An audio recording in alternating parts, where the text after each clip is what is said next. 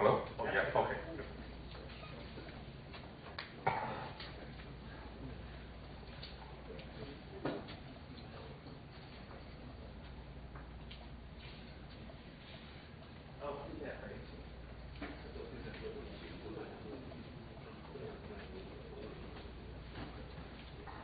Okay, I'll just speak like this. So I actually prepared my slide in Chinese. And then yesterday I came and since everybody was speaking in English, so I kind of changed everything to English last night. Okay, so yeah, and also I think I overdressed a little bit. Usually when I was at Google, I wore jeans. Okay, I'm underdressing everybody here. Okay. But it's kind of homecoming for me. I think I will just. You're from Google, that's why you can't talk today. Usually Google engineers don't do that. Only Google sales, right? Or Google legal when they talk to politicians. Yeah. Okay. So apology for this. Okay. So today I'm going to talk about a little bit like a personal journey and the view for basic science that I did here and what I saw here and the commercial technology that I've experienced and try to do some comparison. And the first part will be my personal journey. So interest is very high. Interest you have it high. Yeah. So everything that when I look back, because actually this event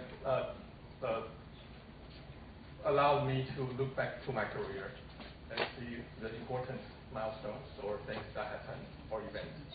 And the beginning was actually during the summer vacation between my junior and senior year. Dr. Simon Lee went to National Taiwan University where I was a student and taught computational physics for the summer course. And I took that class. And I learned numerical methods. I learned the Monte Carlo. I learned C language. And eventually all of them were useful for in my career. Okay. And then my first research problem, because there's no paper published after that. It's not really a research, but it's a research problem. Is Laplace equation in two-dimensional lattice. Okay, numerical solution with different boundary conditions. So, and that was again Simon here because I took the class and I feel it was so interesting. So I came to him saying, "Can I work for you for something?" Okay, so this kind of my senior research project. Okay, and Simon took me in, so I was here roaming around. I play with computers and other things. And Simon didn't push me to say, "Okay, you have to finish this, otherwise we cannot publish." Or no, he didn't put pressure on me, so I was kind of free roaming and learning a lot of things. So when looking back, especially after I'm in industry, that's actually a freedom that you don't often enjoy. Okay. And then the next problem, that's after I graduated from the undergraduate, and so I became the first year master student. I start with Simon, and he, at that time, if my memory is correct, he was appointed the head of the computer center already. Okay, so at least I remember that at that time when I want to meet him, I had to go to the computer center instead of physics. And the problem that I started was the traveling sales problem. So okay, this is not physics. So I kind of changed from physics to computer science for research problems. And so that was that. That took me a while. And when I think back, actually, I was personally experienced a traveling student problem. Because my home is in South Taipei. The school is on the left-hand side. Academic thing is on the upper right. There's a big mountain in between. So you need to find the shortest path between places. Okay. And at that time, there were no MRT. Okay. The only way is you take buses or you ride a bike. And I rode a bike. So I was kind of going through the mountains. So in the spirit of optimization, I want to find the shortest path. Okay. And the shortest path actually goes through the mountains. Okay, we start with that. But if you know the area, okay, the road goes to the university on the right, on the left. Oh no, the road goes to my home, goes through the garbage dump field. 我的坑，都是也埋场。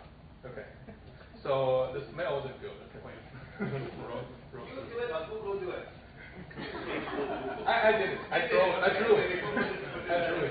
I asked Google for bike route, but it didn't show because it seems Google doesn't know any bike route in Taipei. I'm just manually drew it. You mean bike or motorbike? Bike. Bike. Bicycle. Manual labor. Okay, and if I go back to university, I have to go through the graveyard. Okay, that's a scary graveyard actually. Thousands of graves. Yeah. Okay. So then I got my first ever full-time job here as a research assistant. It was, I believe it was actually something initiated by Shichang and PK10 to hire me as an assistant that's not paid by an NSC grant, but rather hired as a full-time position. Like the same position can actually be used to hire a full-time research assistant. So like hiring me as a research assistant, instead of a full-time researcher, actually is a big cost or risk to the institute. Okay, so that was something I'm very grateful to this day. So my daily job was like taking care of all the computers around the high energy and maybe some part of the institute. Okay. And I got exposed to the web around 1992. So I built, I believe, one of the first ever websites in Taiwan. Yeah. Okay. And eventually those things helped me all the way until today. Even today, I'm still doing websites for my group, and I'm still working with computers, writing software and fixing problems. Okay, and then Shichang told everyone earlier that the first kind of project was JAM in superconductor SSD. So thanks to Google search, I could find progress report. I was written back in 1992.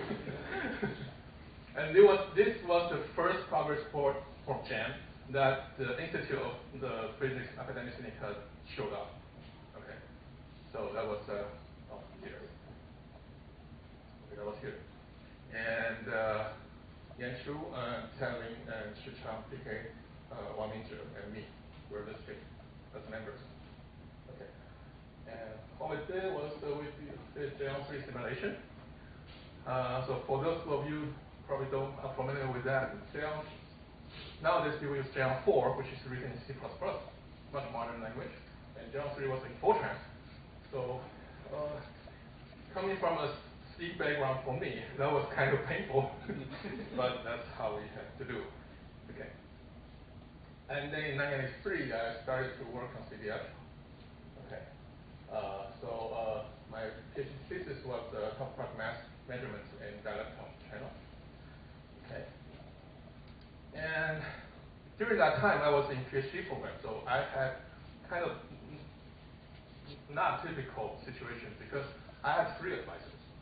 Okay. One in the university, that's kind of listed as a formal advisor on all paperwork.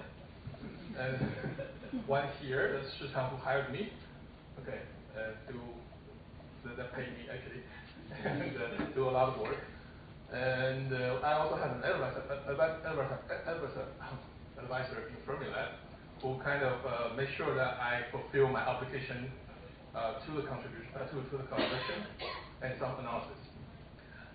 So usually one advisor will take care of one or more students, right, and make sure they get good education, does good work, and they graduate. I have not only one, I have 3. So that should cover everything, right?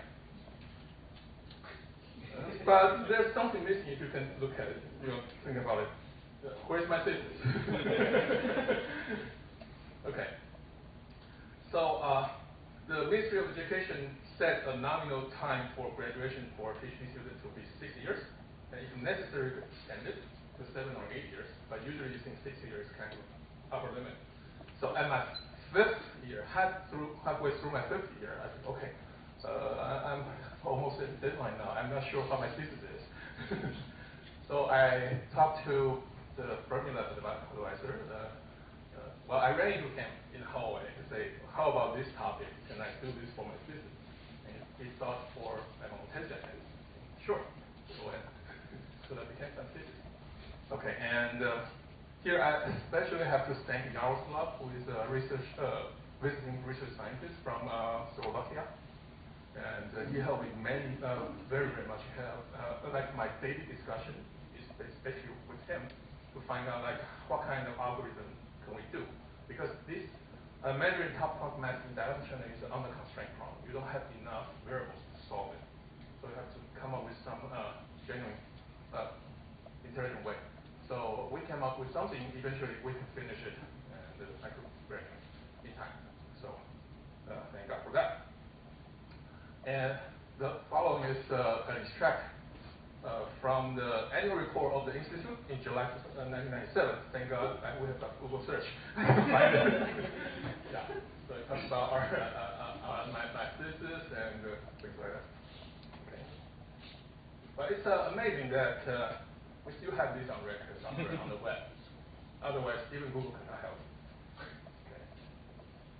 So for my PhD years, I have to fly. Well, I have one flight to India for summer school. Then I have multiple flights to Chicago. Okay, so the width kind of shows how often I have to fly. So this is my traveling. And then there's another trouble showed up at the end of my graduation because my university advisor in the year that I graduate happened to take sabbatical. So he was in Berkeley. So I said, oh my God, I have to get his signature on my thesis to graduate.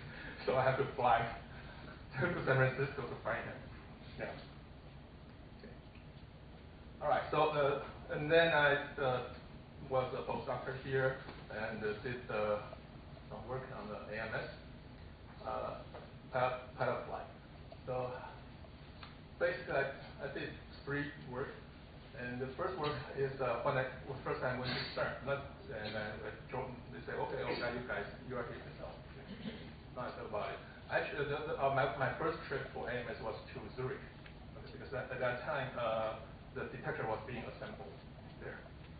And I talked to them, say, what do you need manpower for? What needs to be done? And they said, oh, we have this kind of thing, A, B, and C. And I found out one of the things is so-called event display. After your simulation or after you take real data, you want to see how the event looks like. And that was not there. So I said, and it happens on the same day that I went there. René Brown. René Brown is the author of Root framework. So he went there from Geneva to Zurich to give a talk about Root. He was promoting this. Okay. Everybody, you should use Root. Don't use Paul anymore. Paul was portrait-based. Root is C++. New. Okay, I say, oh, that sounds good. And then you can make plots, data plots. Okay, can I use that for event display? So I tried that, and it actually worked. I finished a prototype within one week, 5 weeks. And then I came back, because I only took pantries for 1 week. So that kind of made the first impression to the collaboration that I was able to finish something within a week. Okay, so that brought me visibility. Okay, eventually I had something else. Okay, the second part is onboard data discovery software. Okay, so that's about this. So in high energy, I remember when I was an undergraduate, I took a class, quantum mechanics, from Professor Dumbolo. And later I asked him about like high energy experiments because before I joined, I said, oh, that's a big enterprise. Okay, you will become a small screw in a big enterprise. Now I'm really a big screw in a much bigger enterprise of Google. But at that time I wasn't sure whether this is a good idea. But anyway, so I joined anyway. So in so-called enterprise, of course, you have project management, you have deadline that everybody tries to meet. And in NASA, that's, okay, deadline is a deadline because you have to launch a certain date, shuttle has to fly. So you count backwards for various milestones, okay? So if you look closely, there's a software. I was working on onboard software. So the software has to be loaded to the shuttle certain days before the shuttle flight. I believe it was about 3 months, like 2 months or 3. Okay. But it turns out we were physicists, we were not software engineers. So naturally we found bugs. We not only we wrote bugs, we found bugs very late. So how late? We found it when the shuttle was on launch pad. Okay. So ready to launch. There was some preparation work, but it was there already. So the PI and team had to went to the NASA director and say, okay, yeah, we have this problem. We have to fix the software. Otherwise, if you fly, we will not have any scientific results. So the NASA director, okay, I'll let your guys fix the software. So I went into the shuttle, wearing bunny suits, clean room suits, and update the software. Okay, and our NASA friends say, wow, this has never done before. Nobody could go to the launch pad to update your software. That's not possible. But we are physicists, right? We are not engineers. So for physicists, everything's possible. Okay, so during AMS work, I tried to like Orlando, Houston, and Springs to do my work. Okay, so what I learned in academia, sitting here, like taking initiatives, right? Don't be passive.